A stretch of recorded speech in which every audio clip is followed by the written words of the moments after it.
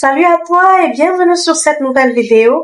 Aujourd'hui, on va répondre à une question super intéressante d'une abonnée, celle de savoir si l'on peut devenir téléconseiller sans expérience. La réponse est oui, bien évidemment. Je vais t'expliquer comment y arriver, même si tu n'as jamais travaillé dans ce domaine. Je suis Mado Louise, professionnelle du coaching en relations clients et en santé naturelle. J'accompagne les entreprises et les particuliers à améliorer leurs relations clients et à adopter un mode de vie plus sain. Si tu veux des conseils pour booster ta carrière et réussir dans le service client, abonne-toi et active la cloche pour ne rien rater. À tout de suite, c'est parti!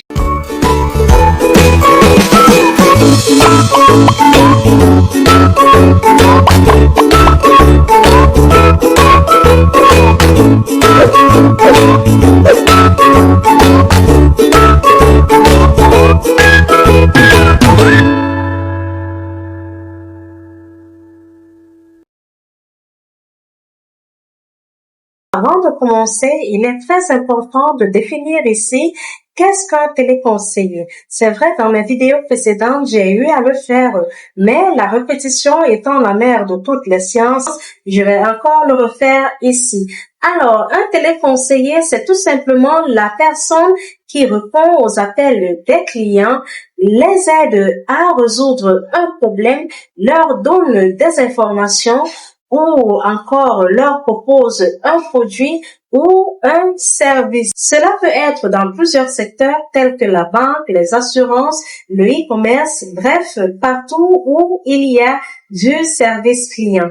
Alors, ce métier nécessite la communication, l'écoute active et surtout la patience. Pas besoin d'être un expert dès le début. Peut-on débuter sans expérience? La réponse c'est oui.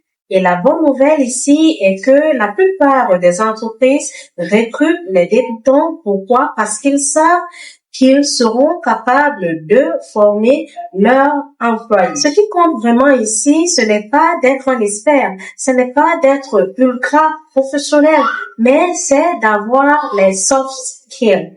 Être à l'aise au téléphone, savoir écouter et comprendre les besoins du client et surtout gérer son stress et rester poli même si l'on est en face d'un client mécontent.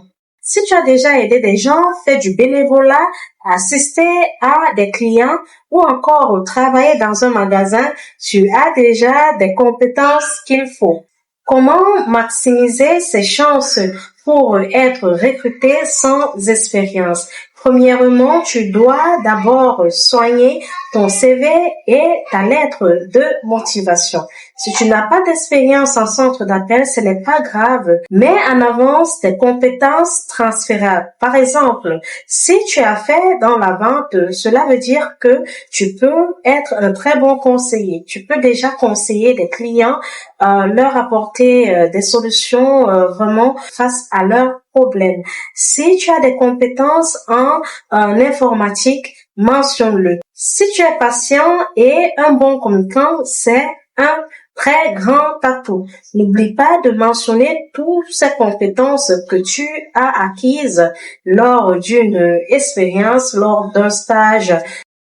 La deuxième chose à faire ici est de se former en autodidacte. Commence à regarder des vidéos sur YouTube en relation client. Entraîne-toi surtout à parler avec assurance au téléphone et surtout soigne ton oration.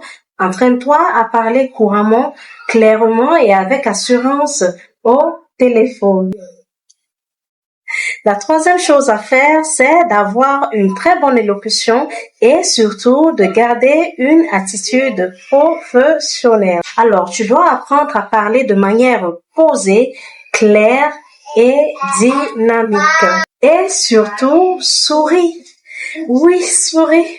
Car même au téléphone, le sourire, se ressent, d'accord? Où postuler et surtout comment réussir son entretien. Des centres d'appel recrutent toutes les années.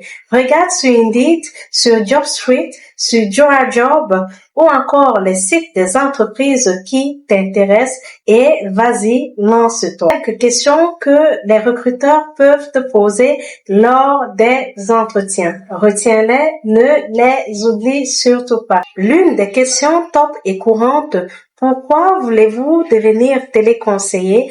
La réponse est: j'aime aider les gens et je suis à l'aise au téléphone. La deuxième question: comment gérez-vous un client énervé? La réponse est: je reste calme, je l'écoute et je cherche la solution. Avez-vous déjà travaillé dans le service client? La réponse: non, mais j'ai de l'expérience en vente.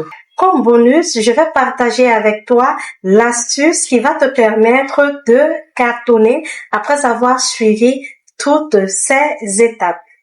Alors, après avoir suivi toutes les étapes, commence à faire des simulations avec tes proches ou alors commence à t'enregistrer au téléphone pour écouter comment est-ce que tu t'exprimes. Tu peux par exemple jouer le rôle du recruteur et celui du candidat en même temps, juste pour cette simulation.